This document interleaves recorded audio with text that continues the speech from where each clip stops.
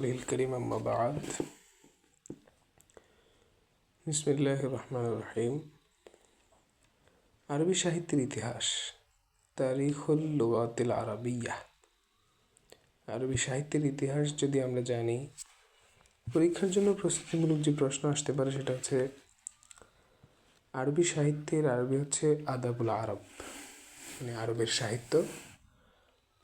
প্রশ্ন এরকম হয় যে আদাবুল শব্দটি একবচন, এর বহুবচন কি হবে?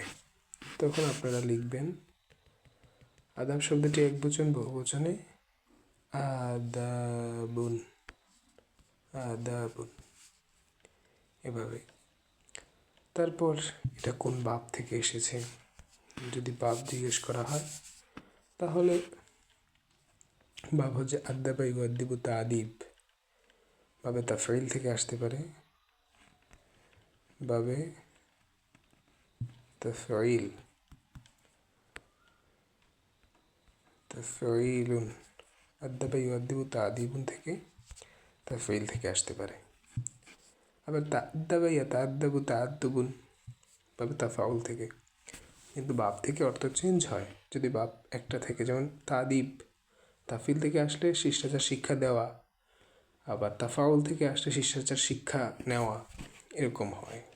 আর এর সংজ্ঞা যদি আরবি চায়, তার মূল সংজ্ঞা হবে আল আদাবু ওয়া ওয়াদউ শাই ফি মাহাল্লিহি।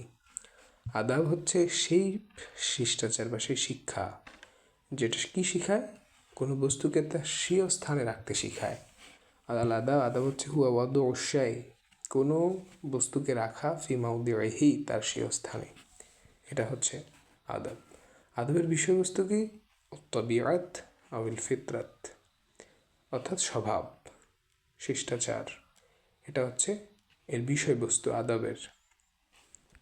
আদবের উদ্দেশ্য কি? আদবের উদ্দেশ্য হবে গদ্য পদ্যের শৈল্পিক উন্নতি ও কোরআন হাদিসের মর্মার্থ অনুধাবনের যোগ্যতা অর্জন করা।